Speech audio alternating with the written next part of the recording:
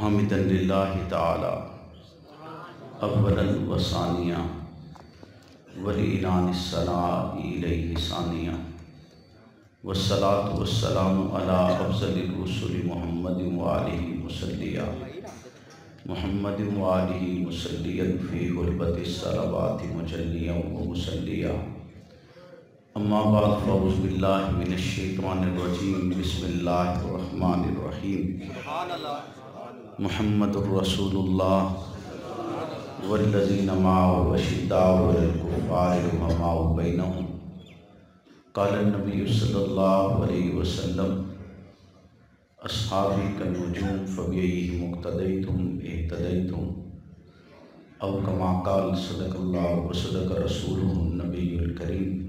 درود پاک۔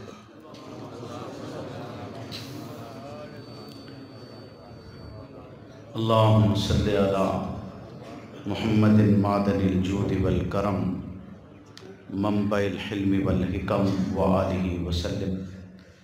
اللہم صلی علی محمد وعلی آل محمد۔ اللہم صلی علی محمد وعلی آل محمد۔ اللہم صلی علی محمد وعلی آل محمد۔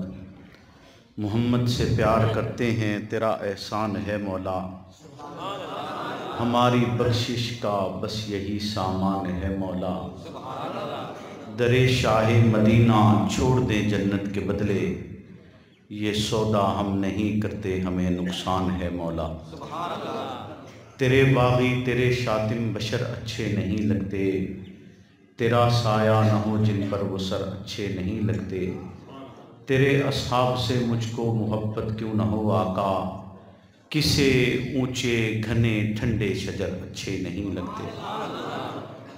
میرے واجب الاحترام دوستوں بزرگوں، آج آپ کی اس مرکزی جامع مسجد ماجی سلطان میں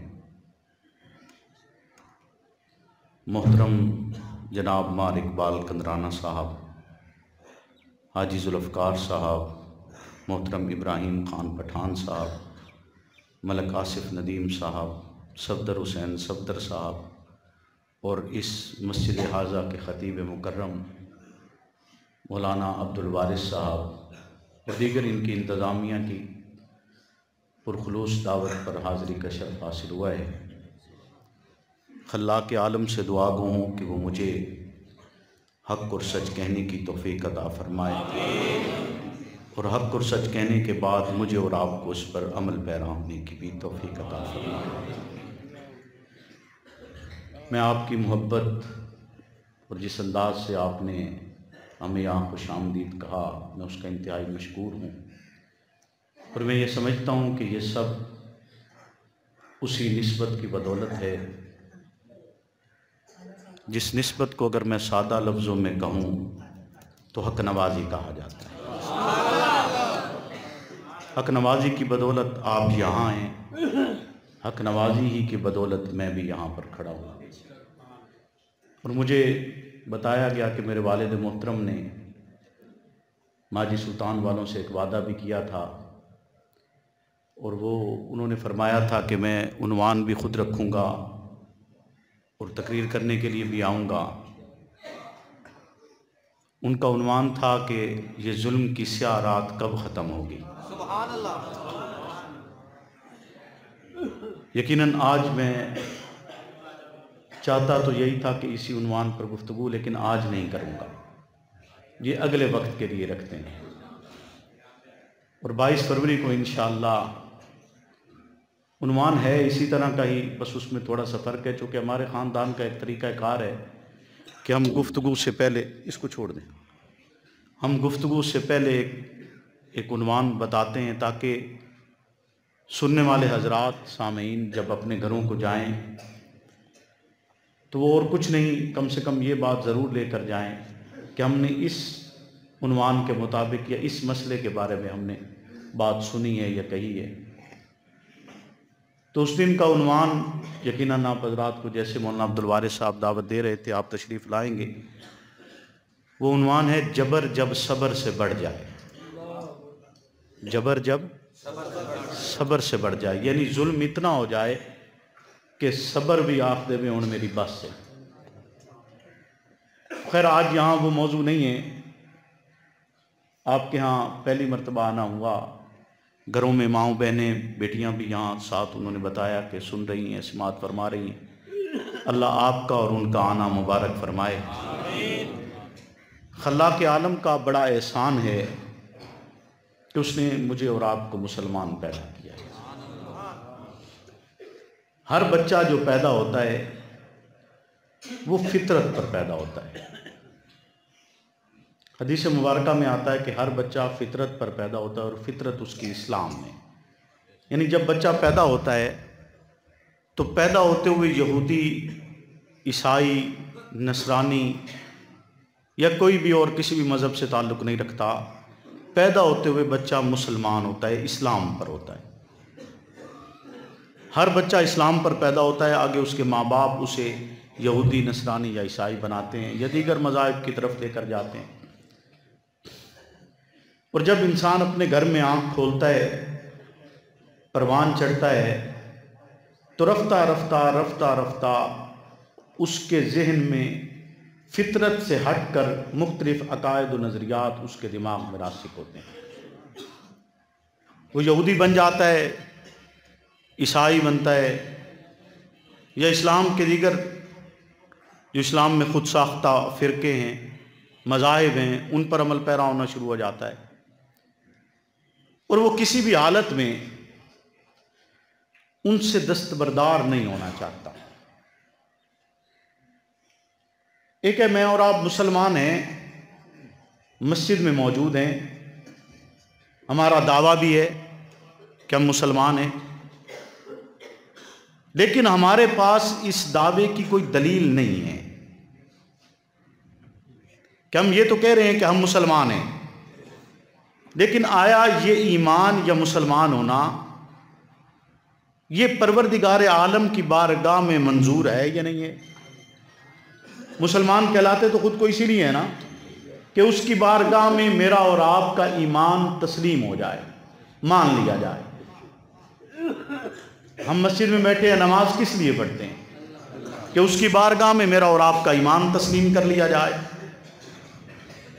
تو لیکن ایمان جب تک اس پیرائے پر نہیں ہوتا یا اس کسوٹی پر نہیں ہوتا ہے یا اس میزان پر نہیں تولا جاتا جو میزان اصحاب رسول صلی اللہ علیہ وسلم کی شکل میں پروردگار عالم نے مجھے اور آپ کو دیا ہے، اس وقت تک میرا اور آپ کا ایمان نہیں ہے۔ یعنی بتلانے کا مقصد یہ ہے کہ نظریات کی بنیاد میری اور آپ کی گھریلو نہیں ہونی چاہیے، آبائی نہیں ہونی چاہیے، جدی پشتی نہیں ہونی چاہیے، بلکہ میرے اور آپ کی نظریات کی بنیاد اسلام ہے تو اسلام کے طریقہ کار کے مطابق ہونی چاہیے، خود ساختہ نہ ہو۔ یعنی اگر ایسا نظریہ یا ایسا قانون یا ایسا طریقہ کار کہ ہم اس پر عمل پیرا ہیں اور وہ اسلام کے مخالف ہے تو اس کا مطلب ہے وہ اسلام نہیں ہے، وہ اسلام، اس کو اسلام کہنا کفر ہوگا، اس کو اسلام کہنا کیا ہوگا کہ ایک چیز اسلام کا حصہ نہیں اور آپ اس کو اسلام کہیں تو وہ کیسے، وہ کفر ہی ہوگا نا، اسلام تو نہیں ہو سکتا۔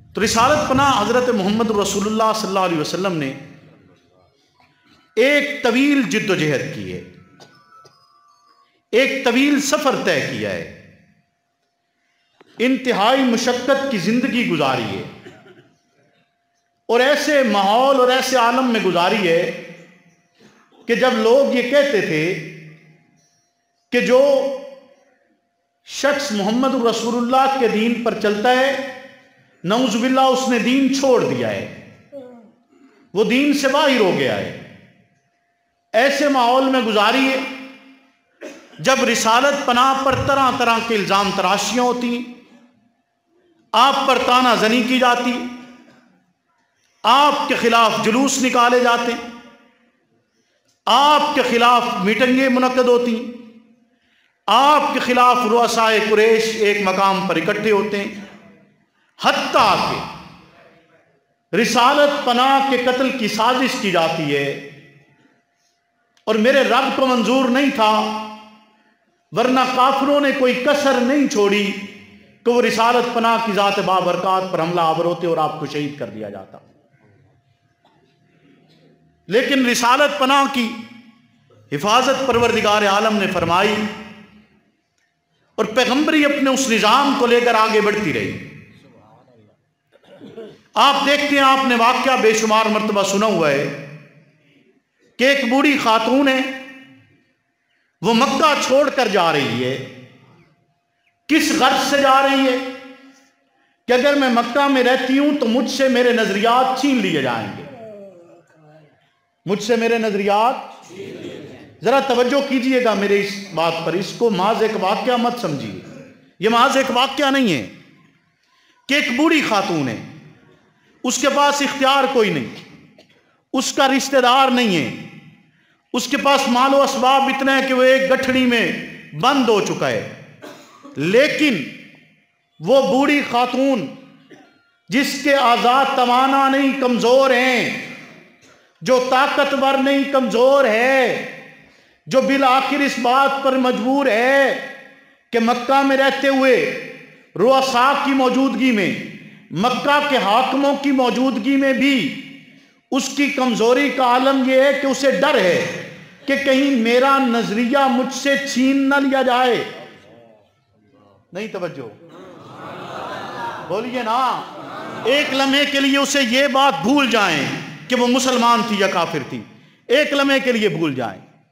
توجہ کیجئے، وہ کمزور ہے، ناتواں ہے، بے بس ہے، مال و اسباب بھی نہیں ہیں، رشتہ دار بھی نہیں ہیں، دوست احباب بھی نہیں ہیں، تنہا ہے، لیکن چاہتی کیا ہے کہ میرا نظریہ کوئی مجھ سے نہ چھینے، میرا نظریہ کوئی مجھ سے نہ چھینے.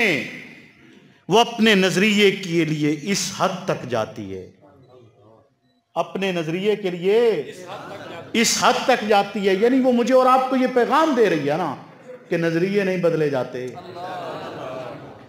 نظریے نہیں بدلے جاتے، چاہے سامنے کھڑا ہوا کتنا بڑا علامہ کیوں نہ ہو، سامنے کھڑا ہوا شخص کتنا بڑا علامہ کیوں نہ ہو، دستار کتنی بڑی کیوں نہ ہو، ٹوپی کتنی اونچی کیوں نہ ہو، وہ کیا پیغام دے رہی ہے کہ نظریے بدلے، بولو نظریے بدلے. اس نے کہا میں مکہ چھوڑ رہی ہوں. مکہ چھوڑتے ہوئے تھی تو غلط نظریے پر، ساتھ بھی اس کے کوئی نہیں ہے، ساتھ بھی اس کے رسالت پناہ نے اس کو تکلیف نہیں دی. آپ نے اسے تنگ تو نہیں کیا کہ وہ مکہ چھوڑ کر جا رہی ہے، آپ تو محض آواز لگا رہے ہیں اور اپنے اخلاق کے ساتھ لوگوں کو اس بات پر آمادہ کر رہے ہیں جو آسمانی اور عالمگیر مذہب ہے. وہ بوڑھی خاتون جا رہی ہے اور اس کا سامان چھوڑنے والا کوئی نہیں. رسالت پناہ وہ سامان اٹھاتے ہیں، گٹھڑی لے کر سفر کرتے ہیں. مکہ سے باہر پہنچ کر وہ خاتون کہتی ہے کہ بس مجھے یہیں پر چھوڑ دیجئے. رسالت پناہ اسے چھوڑنے لگتے ہیں تو وہ کہتی ہے کہ آپ کے اخلاق سے متاثر ہو کر، آپ کے انداز سے متاثر ہو کر، آپ کے اس درجے محبت سے متاثر ہو کر میرا دل یہ چاہتا ہے کہ ایسا حسین نوجوان، ایسا خوبصورت نوجوان کہ جس کے چہرے کے لیے والضحیٰ کہا جاتا ہے، جس کی زلفوں کے لیے واللیل کہا جاتا ہے، جس کی کالی کملی کی قسمیں بھی رب کتاب اللہ میں اٹھاتا ہے، جس کے ایک ایک لمحے کا تذکرہ رب نے قرآن بنایا ہے اور احادیث رسول اللہ بنایا ہے، جس کی قیامت کے دن تک حفاظت ہو رہی ہے. دل چاہتا ہے تیری خوبصورتی کو دیکھ کر کہ تو ایسا حسین ہے کہ میں تیرے لیے کہہ سکتی ہوں بلغ اللُّلَا بِکَمَالِهِ کشف الدُّجَا بِجَمَالِهِ حسنت جمیع خصالِهِ. کہ حضرت سعدی جب یہ اشعار کہتے ہیں تو پریشان ہیں، چوتھا مصرع مکمل نہیں ہو رہا. رسالت پناہ کی خواب میں زیارت ہوتی ہے، رسالت پناہ خواب میں ملتے ہیں اور سعدی سے پوچھتے ہیں سعدی مسئلہ کیا ہے، کیوں پریشان ہو؟ سعدی کہتے ہیں کہ آپ کی شان میں اشعار لکھے ہیں لیکن اشعار مکمل نہیں ہو رہے. رسالت پناہ حکم فرماتے ہیں سعدی اشعار پڑھو تو سعدی کہتے بلغ اللُّلَا بِکَمَالِهِ، آپ بلندیوں پر اپنے کمال کے ساتھ پہنچے، کشف الدُّجَا بِجَمَالِهِ، آپ کے حسن سے تمام جہالتیں چھٹ چکی ہیں، اور حسنت جمیع خصالِهِ، آپ تمام اچھی خوبیوں کا مجموعہ ہیں۔ تو رسالت پناہ جواب میں کہتے ہیں، چوتھا مصرع رسالت پناہ ارشاد فرماتے ہوئے کہتے ہیں صلو علیہ وآلہ، پڑھ لیجئے صلو علیہ وآلہ، اللہم صلی علی محمد وعلی آل محمد۔ توجہ ہے آپ کی؟ وہ کہتی ہے تیرے حسن کو دیکھ کر دل یہ چاہتا ہے کہ تیری خیر خواہی کی جائے، دل چاہتا ہے تجھے بتلایا جائے۔ میں تجھے کیوں نہ بتاؤں کہ میں نے مکہ کیوں چھوڑا ہے، میں تجھے کیوں نہ بتلاؤں کہ میرا نظریہ کیا ہے، میں کس مقصد کے لیے اپنی جمع پونجی اٹھا کر یہاں تک آئی ہوں۔ تو میرا مقصد اپنے نظریے کا دفاع کرنا تھا۔ رسالت پناہ نے کہا ہائے توجہ کرنا، رسالت پناہ نے کہا ہاں تجھ میں وہ جذبہ موجود ہے کہ تو اسلام پر ہو، تجھ میں وہ جذبہ موجود ہے جو نظریے کی حفاظت کے لیے ضروری ہوتے، تجھ میں وہ جذبہ موجود ہے جس کے لیے اچھا نظریہ ہونا ضروری ہے، تجھ میں وہ بات ہے کہ تجھے بتلایا جائے اللہ ایک ہے، تجھ میں وہ بات ہے تجھے بتلایا جائے محمد اللہ کے رسول ہیں، تجھ میں وہ بات ہے تجھے بتلایا جائے کہ اسلام عالمگیر مذہب ہے، تجھے بتلایا جائے اسلام کے علاوہ کوئی اور مذہب نہیں ہے، تجھے بتلایا جائے بتوں کے آگے جھکنا کفر ہے، چاہے وہ بت پتھر کا بنا ہوا ہو یا چاہے وہ بت انسانیت کا بنا ہوا ہو۔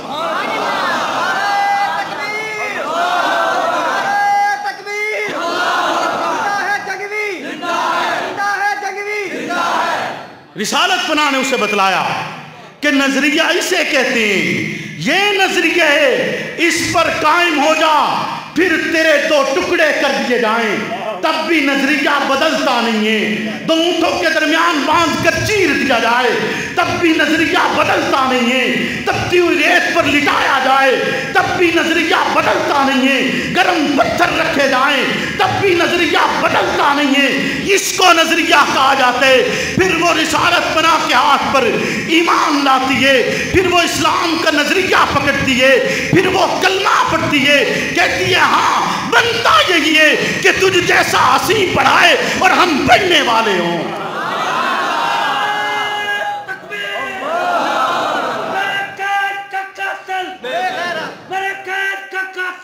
ٹیماسی صبر کا توجہ ہے آپ کی؟ وہ کہتی ہے ہاں یقیناً کہ تجھ جیسا حسین پڑھائے اور ہم پڑھیں۔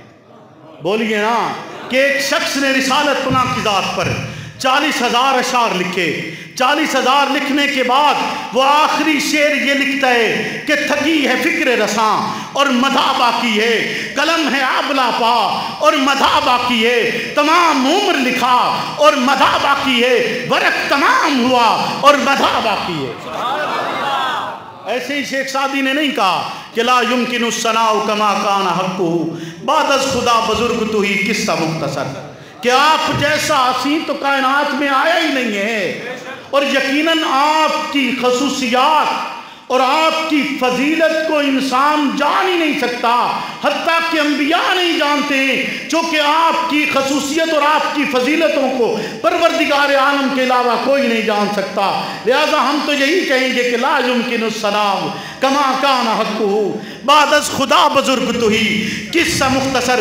ایسا حسین ہے لیکن مکہ چھوڑتا ہے، ایسا حسین ہے پتے کھا کر گزارا کرتا ہے، ایسا حسین ہے لیکن کانٹوں پر چلنا گوارا کرتا ہے، ایسا حسین ہے کہ اس کے نظریے کی بدولت اس پر پتھر برسائے جاتے ہیں برداشت کرتا ہے، اور پھر بھی یہ کہتا ہے کہ نہیں ان کو الٹا مت کرو، نہیں ان کی وادی کو دو پہاڑوں کے درمیان پیسو مت، بلکہ ہو سکتا ہے یہ مجھے نہیں جانتے، ان کی نسلوں میں تو کوئی ہوگا جو جان جائے گا، ان کی نسلوں میں تو کوئی ہوگا جو جان جائے گا کہ ہاں محمد یہ پیغام لائے تھے۔ بولیے نا آپ اس پیغام پر ہیں یا نہیں ہیں؟ اس پیغام پر ہیں یا نہیں ہیں؟ پکی بات ہے۔ ایسے ہی ہے نا، چونکہ جب نظریہ بنتا ہے تو پھر بولیے پھر چھوڑا نہیں جا سکتا. اور نظریہ بنانا کیسے ہے؟ جیسے صحابہ کا بنا ہوا کہ خزاں کی رت میں غلاب لہجہ بنا کے رکھنا کمال یہ ہے. خزاں کی رت میں غلاب لہجہ بنا کے رکھنا کمال یہ ہے. ہوا کی ضد میں دیا جلانا جلا کے رکھنا کمال یہ ہے. کسی کو دینا یہ مشورہ کہ وہ دکھ بچھڑنے کا بھول جائے اور ایسے لمحے میں آنسو اپنے چھپا کے رکھنا کمال یہ ہے. ذرا سی لغزش پہ توڑ دیتے ہیں سب تعلق زمانے والے، سو ایسے ویسوں سے بھی تعلق بنا کے رکھنا. بولیے نا بنا کے رکھنا. مزاج اپنا، خیال اپنا، پسند اپنی، کمال کیا ہے؟ جو چاہے مولا وہ حال اپنا بنا کے رکھنا کمال یہ ہے. کمال اسے کہا جاتا ہے جو رسالت پناہ نے بتلائے کہ ہر ستم برداشت کیا جاتا ہے لیکن نظریے بدلے نہیں جاتے. مخالفت کرنے والے اپنی مخالفت کرتے ہیں، منافقت کرنے والے اپنی منافقت کرتے ہیں، غدار اپنی غداری کو سر انجام دیتا ہے، لیکن ایک مخلص اور سچا مسلمان اپنے پیغمبر سے وفا کرتا ہے، اپنے نظریے سے وفا کرتا ہے، اپنے کاس سے وفا کرتا ہے. وہ جب ڈٹتا ہے تو پھر اسے زمانے کی کوئی چیز توڑ نہیں سکتی ہے. بولیے توڑ سکتی ہے؟ رسالت پناہ نے بالآخر مجبور ہو کر مکہ سے ہجرت کی ہے اور یہ کہہ کر مکہ چھوڑا ہے کہ مکہ تیرے اندر رہنے والے مجھے رہنے نہیں دیتے، دل تو چاہتا ہے کہ یہاں رہا جائے. آپ ہجرت کرتے ہیں، ہجرت کرنے کے بعد آپ ایک غار میں 3 دن کے لیے پناہ لیتے ہیں. ایک شخص سراقہ نامی جو عرب کے سرداروں کا حکم سن کر کہ جو بھی محمد رسول اللہ کو گرفتار کر کے لائے گا نعوذ باللہ میں اسے اتنا انعام و اکرام دوں گا، وہ آواز سنی ہے اس نے رؤسائے قریش کی اور مکہ کے ان کافروں بدبختوں کی. وہ سن کر سفر پر نکلا کہ میں آپ کو گرفتار کروں گا. ایک مقام پر پہنچتا ہے، اسے پتہ چل جاتا ہے ایسا موقع ہے کہ اب رسالت پناہ اور سیدنا صدیق اکبر اگلے سفر کی طرف روانہ ہونے لگے ہیں. وہ عین موقع پر غار کے دہانے پر پہنچتا ہے، آپ کو گرفتار کرنے کی کوشش کرنے لگتا ہے، گھوڑے سے گر جاتا ہے، پھر کوشش کرنے لگتا ہے، گھوڑا زمین میں دھنس جاتا ہے. جب گھوڑا زمین میں دھنسا تو اسے سمجھ آ گئی کہ یہ محض کوئی فردی نظام نہیں ہے بلکہ زمین اور آسمان کا نظام حرکت میں ہے. اور یہ آئے گا وہ وقت جب یہ حکمران ہوں گے، آئے گا وہ وقت جب محمد حاکم ہوں گے، آئے گا وہ وقت جب یہ رؤساء محکوم ہوں گے، وہ وقت آئے گا جب اسلام کا پرچم خطہ عرب پر لہرائے گا. تو وہ کہتے سراقہ کہتے رسالت پناہ سے کہتے عرض کرتے کر کون رہا ہے؟ وہ کر رہا ہے جو پکڑنے کے لیے آیا تھا. عرض کرتے ہوئے کہتے ہیں کہ مجھے امان دے دیجئے. رسالت پناہ کہتے ہیں جاؤ تجھے امان دے دی. وہ کہتے ہیں نہیں ایسے نہیں، امان دینی ہے تو لکھ کر دیجئے. عرب کا کون سا فرد تھا جو یہ نہ جانتا ہو کہ محمد لکھنا پڑھنا نہیں جانتے؟ آپ نے سنا ہوئے کہ قرآن اترا، جبریل لے کر آئے، جبریل کہتے ہیں پڑھیے اقرا بسم ربک الذی خلق، پڑھیے اس رب کے نام سے جس نے پیدا کیے. تو رسالت پناہ کا جواب یہ تھا کہ ماں انا بکاری، میں پڑھا ہوا نہیں ہوں. تو رسالت پناہ تو یہ کہہ رہے ہیں میں پڑھا ہوا نہیں ہوں، آپ لکھنا پڑھنا نہیں جانتے.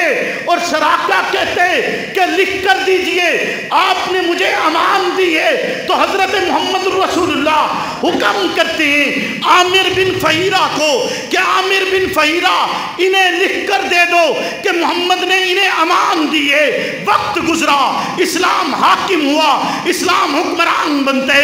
سراقہ اپنی وہی امان کی پرچی لے کر سامنے آ کر اسلامی لشکر سے کہتے کہ مجھے محمد نے امان دی تھی، لیکن محمد کے لشکر کا کوئی بھی فرد یہ سوال نہیں کرتا کہ محمد تو پڑھے ہوئے نہیں تھے، معنی بکاری آپ تو کہتے ہیں، آپ لکھنا پڑھنا نہیں جانتے، کیسے ممکن ہے کہ تجھے محمد نے لکھ کر دے دیا ہو؟ محمد تو لکھ ہی نہیں سکتے ہیں، وہ تحریر دکھاتے ہیں، صحابہ تحریر دیکھتے ہیں، تحریر دیکھ کر توجہ کرتے ہیں کہ یہ تحریر کس کی ہوگی؟ ذرا توجہ کر، ذرا توجہ کر، میں بہت بڑی بات کرنے جا رہا ہوں، ذرا توجہ کرنا۔ صحابہ وہ تحریر دیکھتے ہیں، تحریر دیکھنے کے بعد سراقہ کی گردن نہیں اتاری جاتی، سراقہ کو غلام نہیں بنایا جاتا، سراقہ کو قید نہیں کیا جاتا، سراقہ سے جزیہ نہیں لیا جاتا، سراقہ پر فدیہ لاگو نہیں کیا جاتے۔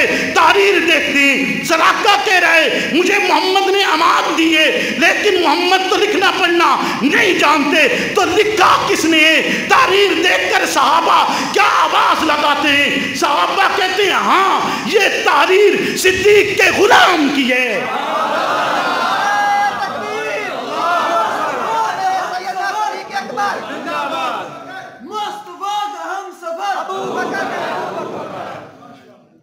کیونکہ اس مقام پر عامر بن فہیرہ جن کا میں نے نام لیا ہے وہ صدیق اکبر کا غلام تھا، جس کو سرکار نے حکم کیا کہ عامر اسے امان لکھ کر دے دے۔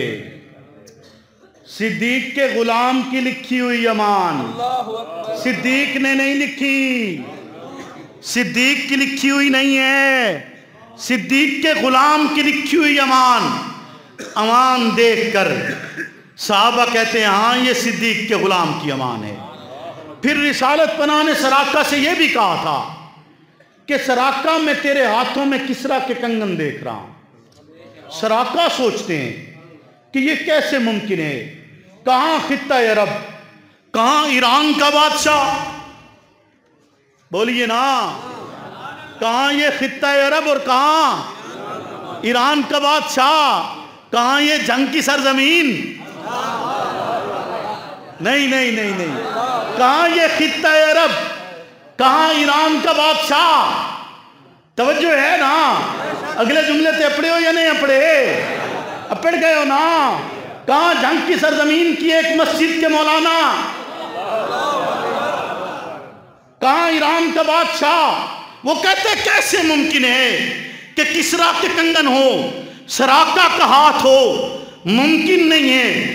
آپ نے خوش دلی فرمائی ہوگی، سراقہ مطمئن ہو گئے، زندگی گزری، بھول گئے، پھر ایران فتح ہوا، پھر ایران فتح ہوا، کسرا کی بادشاہت ختم ہوئی، حضرت عمر بن خطاب نے ایران فتح کیا، 22 لاکھ مربع میل کا حکمران، اور ایران کا ساز و سامان آیا ہے، قالین تقسیم ہو رہے ہیں، زیورات تقسیم ہو رہے ہیں، مال غنیمت بانٹا جا رہا ہے، اور اس کسرا کے قالین کا ایک ٹکڑا 60,000 درہم میں فروخت ہوتے ہیں۔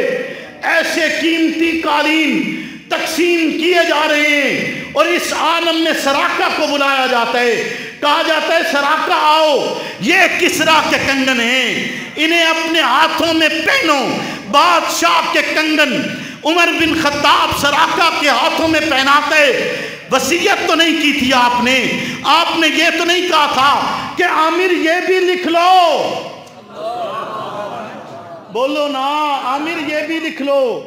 جنہوں نے اتنی بات بھی نہیں چھپائی، یہ بھی تو کہہ سکتے تھے نا کہ سرکار نے امان لکھنے کے بدلے یہ کہا تھا کہ عامر کو کنگن دے دینا، بولیے نا، بولیے نا۔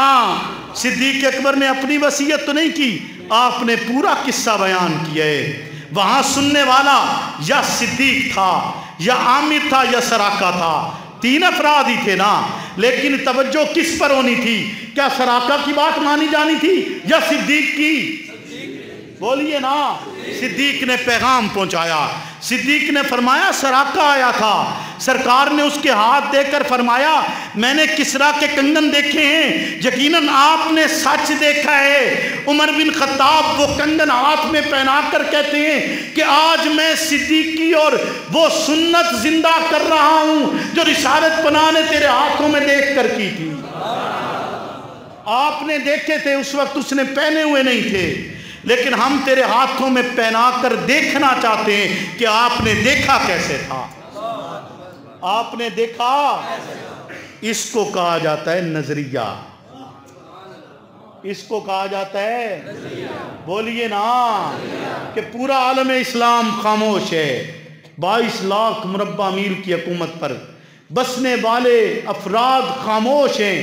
کیوں خاموش ہیں؟ کہ سرکار نے پیغام دیا تھا، وصیت نہیں کی تھی، وصیت ان کو نہیں کہا، سراقہ کو ہی کہا تھا، لیکن پیغام اتنی ایمانداری سے پہنچا ہے کہ آج صحابہ 22 لاکھ مربع میل کے حکمران بھی اس کے ہاتھوں میں وہ کنگن پہنا رہے ہیں۔ اس کو کیا کہا جاتا ہے؟ بولیے نا۔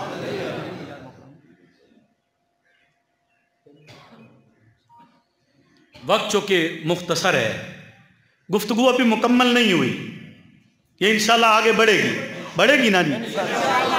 یہ سلسلہ اور یہ ساتھ بھی آگے بڑھے گا یا نہیں بڑھے گا؟ بولیے نا، بڑھے گا یا نہیں بڑھے گا؟ بڑھے گا، پکی بات ہے، وعدہ کرتے ہیں آپ؟ ہاتھ کھڑا کر کے بتائیں کہ یہ ساتھ آگے بڑھے گا یا نہیں بڑھے گا؟ ہم اس نظریے اور اس کاز کے لیے آگے بڑھیں گے یا نہیں بڑھیں گے جو رسالت پناہ نے ہمیں عطا کی ہے؟ بولیے، بڑھیں گے یا نہیں بڑھیں گے؟ توجہ ہے آپ کی؟ جب نظریہ بنتا ہے اور اس نہج پر بنتا ہے جو نہج رسالت پناہ نے بتلائی ہے، تو پھر نظریے بدلتے نہیں ہیں۔ پھر امام اعظم کی طرح جنازہ جیل سے نکلتا ہے لیکن نظریہ تبدیل نہیں ہوتا۔ احمد بن حنبل کی طرح کوڑے کھائے جاتے ہیں لیکن نظریہ تبدیل نہیں ہوتا۔ شہنشاہ اکبر کی ساری بادشاہت کو مجدد الفسانی کی طرح جوتے کی نوک پر رکھا جاتا ہے لیکن نظریہ تبدیل نہیں ہوتا۔ شاہ ولی اللہ کی طرح دونوں ہاتھ گھٹوں سے بیکار ہوتے ہیں لیکن نظریہ تبدیل نہیں ہوتا۔ شاہ عبدالعزیز کی طرح جلا وطنی قبول کی جاتی ہے لیکن نظریے بدلتے نہیں۔ عبد الشکور لکھنوی کی طرح تحریک کا آغاز کیا جاتا ہے لیکن نظریے بدلتے نہیں۔ دوست محمد قریشی کی طرح مناظرے کیے جاتے ہیں لیکن نظریے بدلتے نہیں۔ عبد الستار توسوی کی طرح گریا گریا آواز لگائی جاتی ہے لیکن نظریے تبدیل نہیں ہوتے۔ پھر اکنواس کی طرح جان دی جاتی ہے، اکنواس کی طرح تشدد برداشت کیا جاتا ہے، اکنواس کی طرح جیلیں برداشت کی جاتی ہیں لیکن اصحاب رسول کے تحفظ پر کوئی سودے بازی گوارا نہیں کی جاتی ہے۔ یہی پیغام تھا مرشد کا، یہی اعلان تھا جو آج بھی مرکز اکنواس سے مجھے اور آپ کو سنائی دے رہا ہے کہ اکنوازی مجھے اور آپ سے کہہ رہی ہے فنا فی اللہ کی تہ میں بقا کا راز مضمر ہے، جسے مرنا نہیں آتا اسے جینا نہیں آتا۔